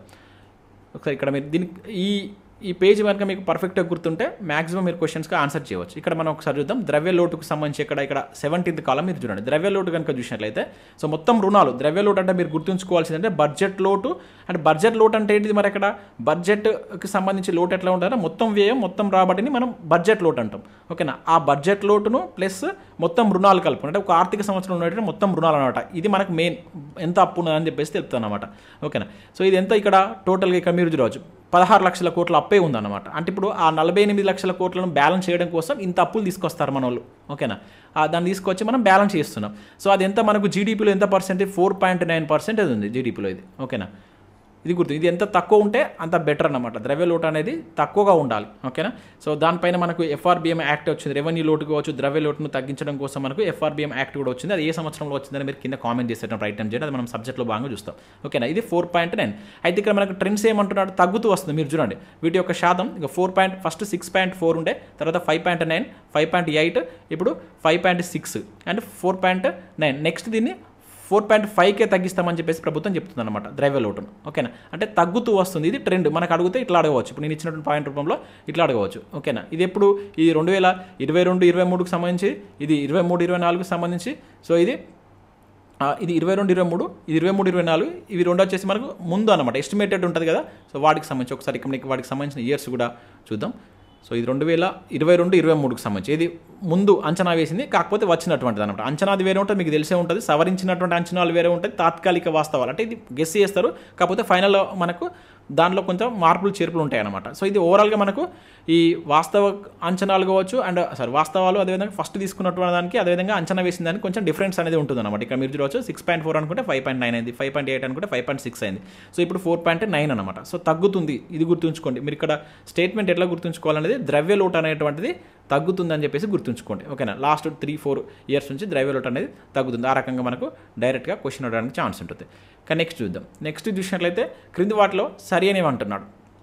ఇక్కడ ఏమంటున్నాడు, 2024-25 కేంద్ర బడ్జెట్ రెవెన్యూ లోటు వచ్చేసి 1.8% అంటున్నాడు. ఓకేనా. ఇది కూడా మనకు జీడీపీలోనే తీసుకుంటాం. సో రెవెన్యూ లోటు వచ్చేసి ఎంత, 1.8% అని చెప్పేసి ఇక్కడ ఇవ్వడం జరిగింది. సో ఇంతకుముందే చెప్పాను, రెవెన్యూ లోటు అంటే ఏంటిది, రెవెన్యూ వ్యయం, రెవెన్యూ రాబడి.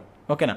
అంటే వ్యయం అనేటువంటిది ఎక్కువ ఉండి రాబడి తక్కువ ఉంటే అక్కడ మనకు లోటు అనేటువంటిది ఏర్పడుతుంది. లోటు అంటే నథింగ్ ఏంటి, ఖర్చు ఎక్కువ ఉండి రాబడి తక్కువ ఉంటే మనకు అక్కడ లోటు బడ్జెట్ వస్తుంది. మీకు ఆల్రెడీ చెప్పడం జరిగింది. దీనిలో మనకు రెవెన్యూ వ్యయం ఉంటుంది కదా, మనం కాన్సెప్ట్ చూసాం. రెవెన్యూ మనకు ఏదైతే మన ట్యాక్సెస్ ద్వారా కావచ్చు, పన్నుల ద్వారా, పన్నేతర వాటి ద్వారా వచ్చేటువంటి రాబడి అనేటువంటిది తక్కువగా ఉండి వాటి యొక్క వ్యయం, ఖర్చు అనేటువంటిది ఎక్కువగా ఉంటే అక్కడ మనకి ఏం ఏర్పడుతుంది, డెఫిసిట్ ఏర్పడుతుంది. దాన్నే మనం రెవెన్యూ లోట్ అని చెప్పేసి పిలుస్తాం. అది ఎంత ఉంది అంటున్నాడు, 1.8 అంటున్నాడు. ఎస్, ఇది మనకు కరెక్టే. అండ్ రెవెన్యూ లోట్ అనగా రెవెన్యూ వ్యయం అండ్ మూలధన వ్యయం అంటున్నాడు. సో ఇది తప్పు కదా, మీకు ఇంతకుముందే చెప్పాను. రెవెన్యూ వ్యయం అండ్ రెవెన్యూ ఇక్కడ ఏంటిది, రాబడి. ఓకేనా. రెవెన్యూ ఇది మూలధనం కాదనమాట. రెవెన్యూ ఇది కూడా రెవెన్యూ రాబడి అవుతుంది. రెవెన్యూ వ్యయం రెవెన్యూ రాబడిలో, లేదంటే రెవెన్యూ రాబడి మైనస్ రెవెన్యూ వ్యయం అని చెప్పేసి కూడా అనవచ్చు. సో అక్కడ మనకు మైనస్ రూపంలో తీసుకుంటాం. సో ఇది మనకు తక్కువ ఇచ్చాడు. ఇక నెక్స్ట్ 2022-23 నుండి రెవెన్యూ లోడ్ శాతం తగ్గుతూ వస్తుంది. ఎస్, ఇది కూడా కరెక్ట్.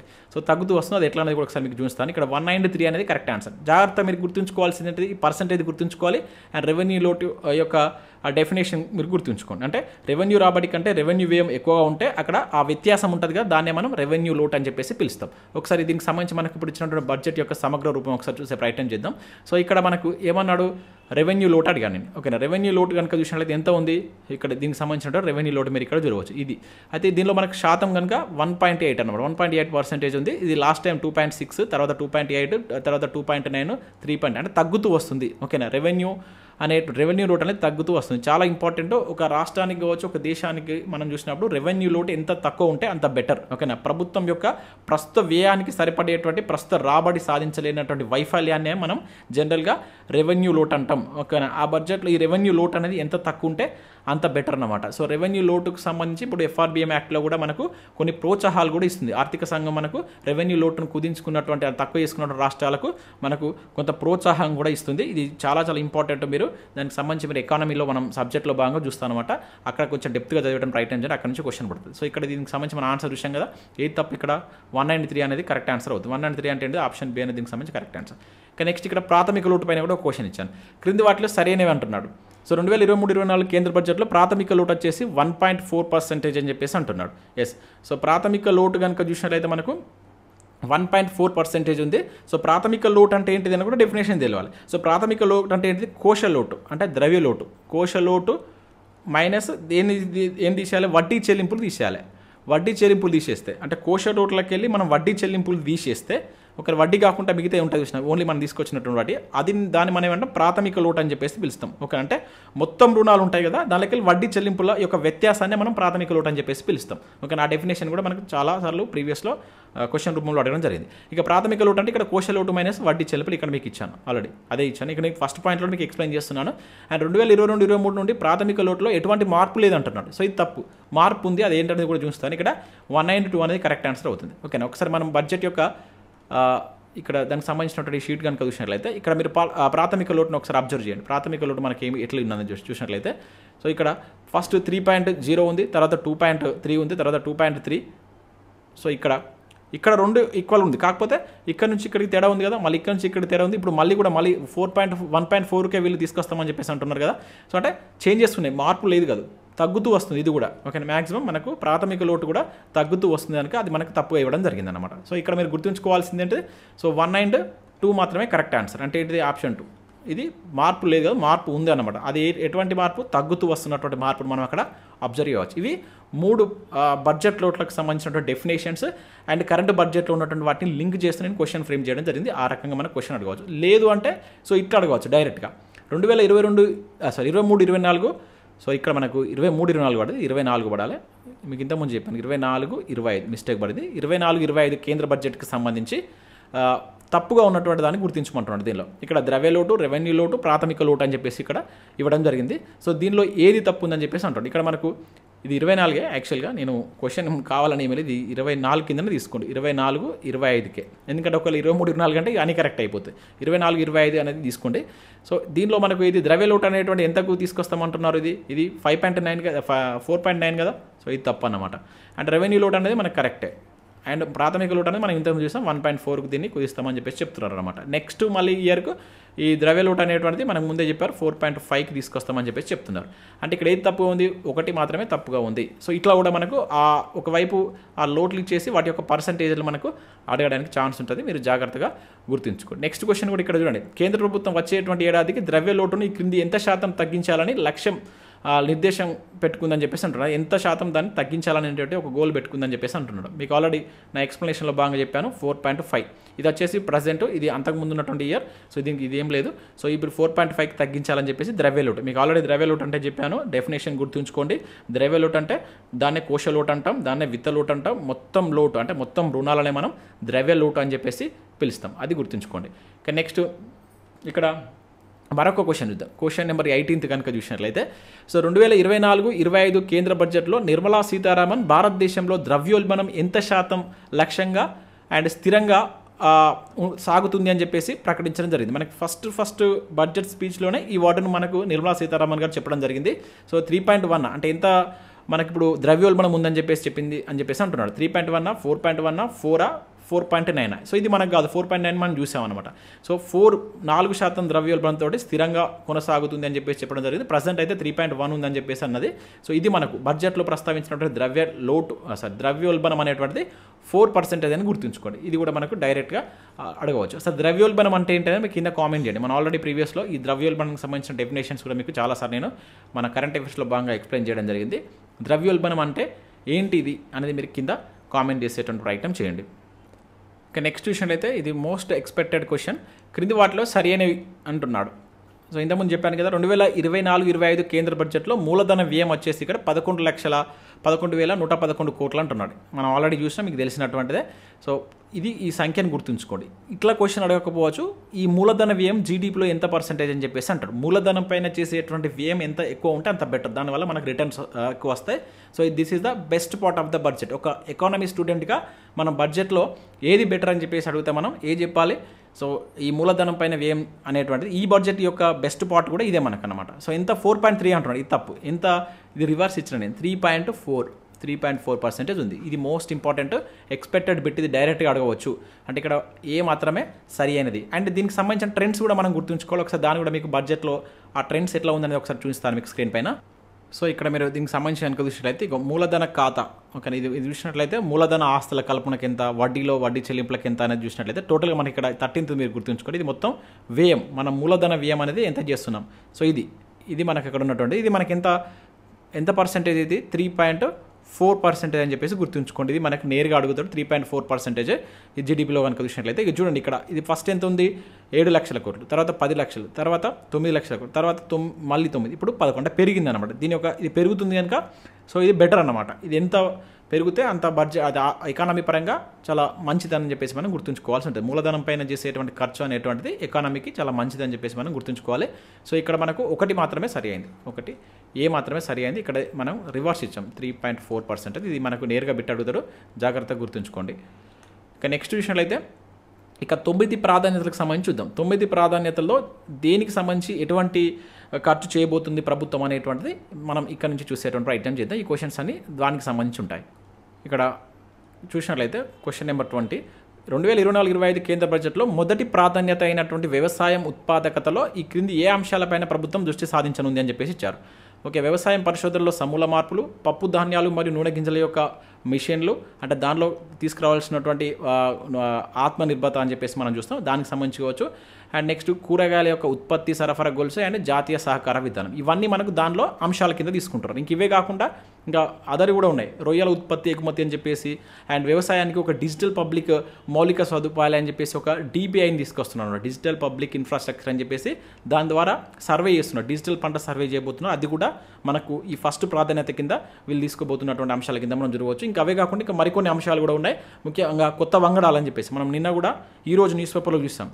ఇది ఈ పంట సాగు చేయడం కోసం మనకు కొత్త నూతన వంగడాలు తీసుకురాబోతున్నారు అన్నమాట. అదేవిధంగా వ్యవసాయంలో పరిశోధన కోసం సమూల మార్పులు అండ్ సాంకేతికత కూడా, ఇప్పుడు మన ముఖ్యంగా డ్రోన్లు ఉన్నాయి కదా, ఆ డ్రోన్లకు సంబంధించి కావచ్చు, ఏఐ టెక్నాలజీ వ్యవసాయంలో ఎట్లా యూజ్ చేయాలనేటువంటి దానికి కావచ్చు, అండ్ ప్రకృతి వ్యవసాయం కూడా, ఇవన్నీ మనకు మొదటి ప్రాధాన్యత కింద తీసుకున్నారన్నమాట. ఇక్కడ ఆల్ అనేటువంటి దీనికి సంబంధించి కరెక్ట్ ఆన్సర్ అవుతుంది.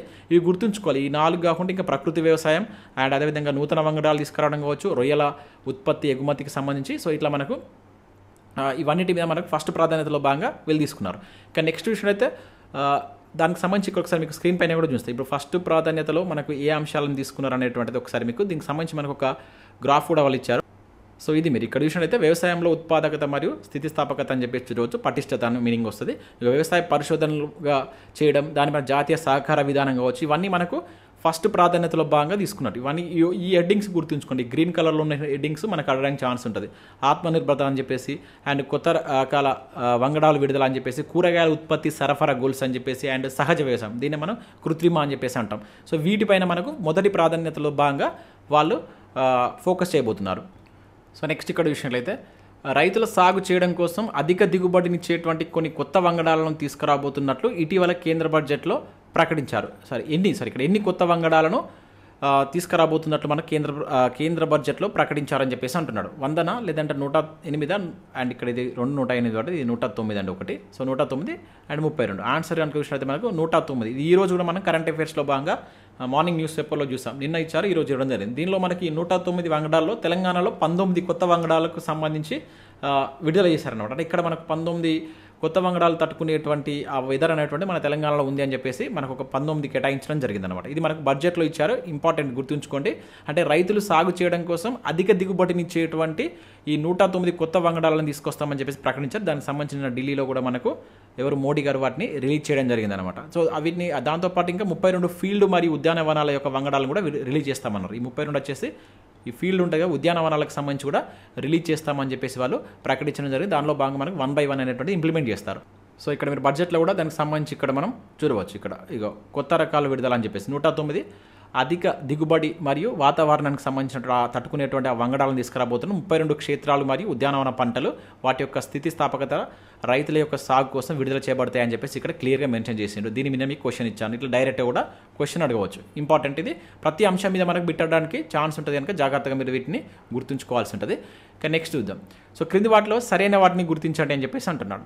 2024-25 కేంద్ర బడ్జెట్లో రానున్నటువంటి 2 సంవత్సరాలలో 1 కోటి మంది రైతులను ప్రకృతి సాగులోకి తీసుకురావడానికి ప్రయత్నాలు ప్రారంభించామని చెప్పేసి బడ్జెట్లో ప్రకటించారంటున్నాడు.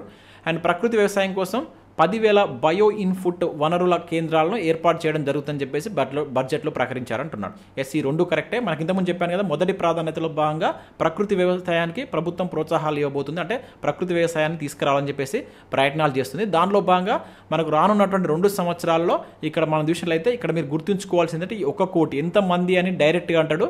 1 కోటి మంది రైతులను ఈ ప్రకృతి సాగులోకి తీసుకురావడం కోసం వాళ్ళు చర్యలు తీసుకుంటామని చెప్పేసి మనకు బడ్జెట్. ఇది ఏంది బడ్జెట్ అంటే ఫ్యూచర్లో చేయబోయేటువంటి మనకి ముందే ఇప్పుడు ప్రకటిస్తున్నాడు. దానికి ఎంత బడ్జెట్, దానికి ఎటువంటి స్కీమ్స్ తీసుకురాబోతున్నారని చెప్పేసి చెప్తారు. అండ్ వాటి కోసం ఇక్కడ 10,000 బయో ఇన్పుట్స్ అంటే ఈ ఇన్పుట్స్ అంటే ఇక్కడ ఏముంటాయి, ఈ 10,000 వనరులు అంటాం కదా. జనరల్గా ఒక వనరులు అంటే ఒక దాన్ని ఏర్పాటు చేసి ఈ ప్రకృతి వ్యవసాయానికి అవసరమైనటువంటి ఉత్పాదకాలు కావచ్చు వాటికి సంబంధించి ఈ బయో ఇన్పుట్స్ ద్వారా వాళ్ళకి రైతులకు అందించడం జరుగుతుంది. దీని ద్వారా ఓవరాల్గా ఏమంటున్నారు, 1 కోటి మంది రైతులను ప్రకృతి వ్యవసాయం వైపు మళ్లించడం జరుగుతుందని చెప్పేసి మనకు బడ్జెట్లో చెప్పడం జరిగింది. సో ఇది 192 అనేటువంటిది కరెక్ట్ ఆన్సర్ అవుతుంది. సో దానికి సంబంధించి ఇక్కడ మనం ఒకసారి మీకు ఏదైతే ఇంతకుముందు ఈ బడ్జెట్ సంబంధించి ఉంది కదా, సో దీనిలో ఇక్కడ చూద్దాం. ఇక్కడ మనం క్లియర్గా చూసినట్లయితే మీరు సహజ వ్యవసాయం అని చెప్పేసి ఇక్కడ మనకు కనబడుతుంది. కింద మీరు గ్రీన్ కలర్లో చూడవచ్చు. సో ఇది సహజ వ్యవసాయం అని చెప్పేసి ఇక్కడ ఇవ్వడం జరిగింది.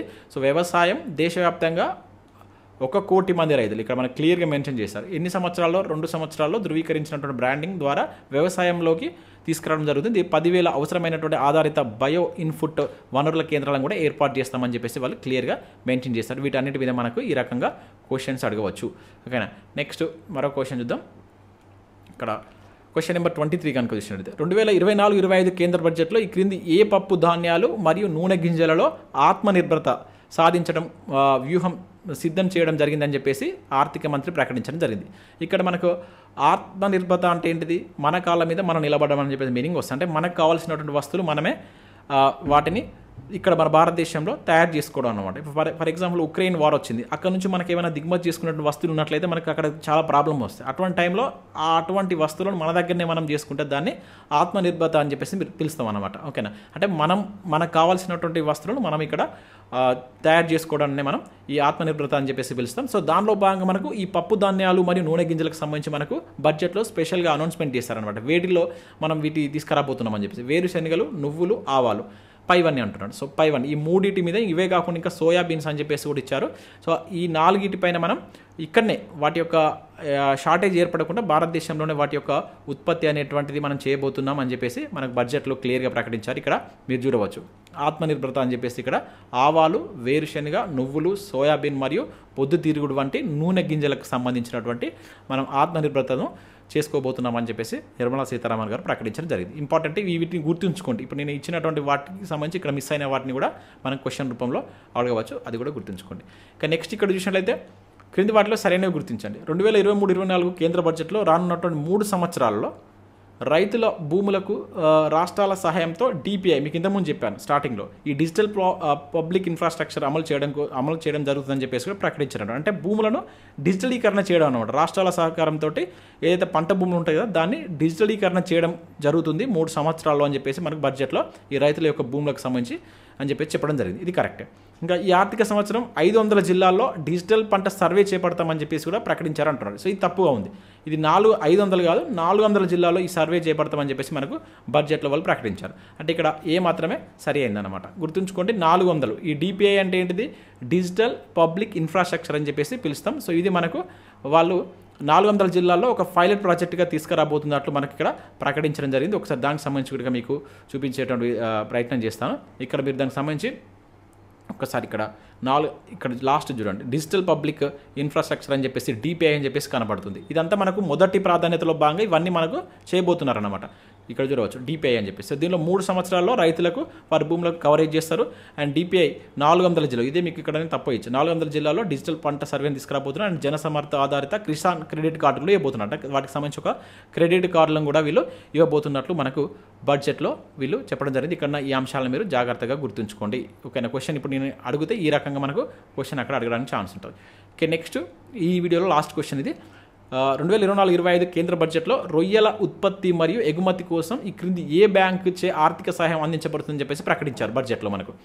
సిడ్బీ బ్యాంకా, మిస్టేక్ పడింది, అండ్ ఎక్సిమ్ బ్యాంకా లేకుంటే నాబార్డా, ఎస్బీఐ. సో ఆన్సర్ చూసినట్లయితే మనకు నాబార్డ్ బ్యాంక్ ద్వారా ఈ రొయ్యల ఉత్పత్తి ఎగుమతి లాస్ట్ టైం మనకు దీని ద్వారా కొంచెం చాలా బెటర్ రిజల్ట్ అనేటువంటి రావడం జరిగింది. అందుకనే మనకు బడ్జెట్లో దీని గురించి ప్రస్తావించడం జరిగిందనమాట. సో అది వచ్చేసి ఇక్కడ మీరు చూడవచ్చు రొయ్యల ఎగుమతి, అదేవిధంగా దానికి సంబంధించినటువంటి ఉత్పత్తి అని చెప్పేసి ఇక్కడ క్లియర్గా మనకు మెన్షన్ చేశారు. రొయ్యల పెంపకం అండ్ ప్రాసెసింగ్ మరియు ఎగుమతి కోసం నాబార్డ్ ద్వారా ఆర్థిక సహాయం అందించబడుతుందని చెప్పేసి ఇది డైరెక్ట్గా అడుగుతారు ఒక్కొక్కసారి. సో నాబార్డ్ యొక్క ఫుల్ ఫామ్ ఏంటనేది కింద మీరు కామెంట్ చేయండి. ఏ కమిటీ సిఫార్సుల మేరకు ఏ సంవత్సరంలో నాబార్డ్ అనేది ఏర్పడింది, మనం ప్రీవియస్లో చాలాసార్లు డిస్కస్ చేసినాం.